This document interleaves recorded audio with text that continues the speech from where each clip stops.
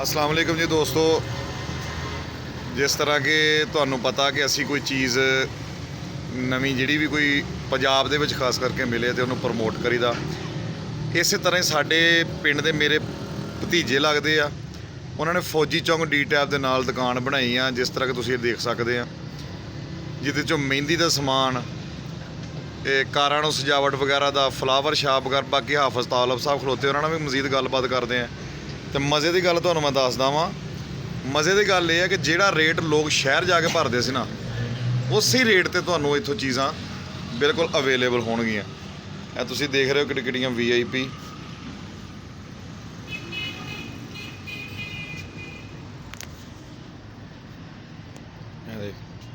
यानी कि हर चीज़ वो मौजूद है जी आम दुकान जिन्हें तुहानूं मिलेगी। इत्थों तुहानूं हर चीज़ और उस रेट ते, बल्कि ये इन्हां दा जिहड़ा बिहेव आ बहुत अच्छा, वो तुहानूं ये कह लो कि फ्री च ही है। पिछे गोदाम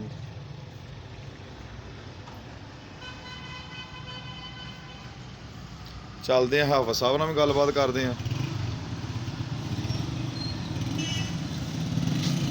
अस्सलाम वालेकुम जी हाफिज साहिब।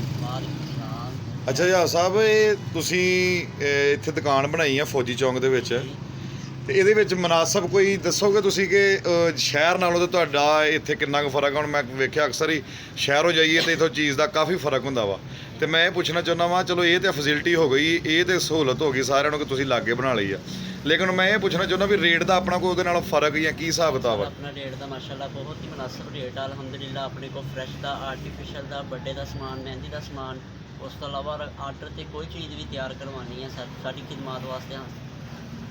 अच्छा, तो तुसीं ये दसो, है जिहड़ियां तुसीं खुद तैयार करदे हो? जी अलहमदुलिल्लाह सर, खुद ही तैयार कर रहे सारी। बेनीफिट इत्थे ये भी है कि हाफिज साहब ने पहले काम सीखिया वा, यानी कि अपने हाथ नाल बिल्कुल सारियां चीज़ां तैयार कर। अच्छा हाफिज साहब, है टोकरी किन्ने दी है जिहड़ी रस्म है ना? बिल्कुल ही मुनासिब रेट दे विच है, ये 1000 रुपये दी है सर।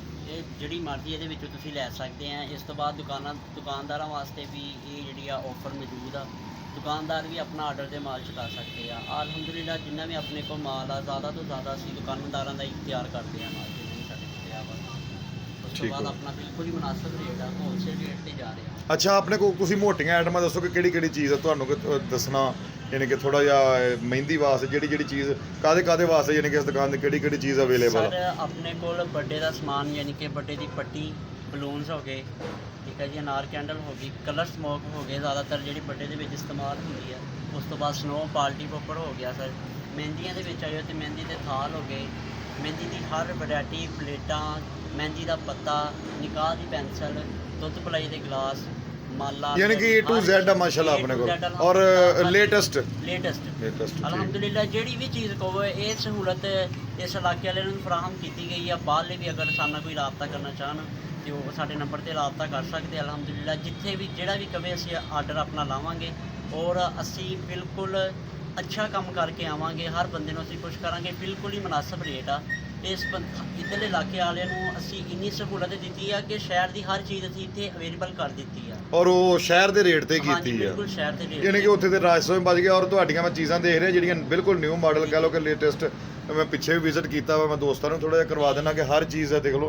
सब तो पहले तो रस्म हिना वास्ते जिहड़ियां टोकरियां वा ये बनाईआं गईआं और खुद हत्थां नाल इन्हां तैयार कीतीआं, किड्डियां VIP ने।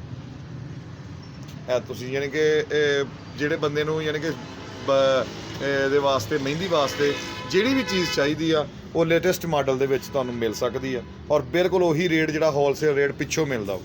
ਦੁਕਾਨਦਾਰਾਂ ਵਾਸਤੇ ਵੀ ਆਫਰ ਆ, ਔਰ ਯਾਨੀ ਕਿ ਜਿਹੜੇ ਆਮ ਘਰ ਵਾਸਤੇ ਨੇ ਉਹਦੇ ਵਾਸਤੇ ਵੀ ਬੜਾ ਵੱਡਾ ਬੈਨੀਫਿਟ ਆ।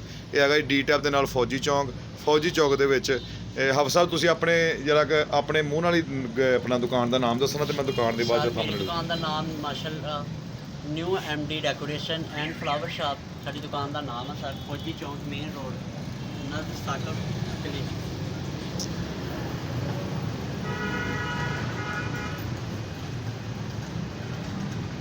ਇਹਦੇ ਤੇ ਤੁਹਾਨੂੰ ਨੰਬਰ ਵੀ ਨਜ਼ਰ ਆ ਗਏ ਹੋਣਗੇ, ਹਰ ਚੀਜ਼ ਨਜ਼ਰ ਆ ਗਈ ਆ।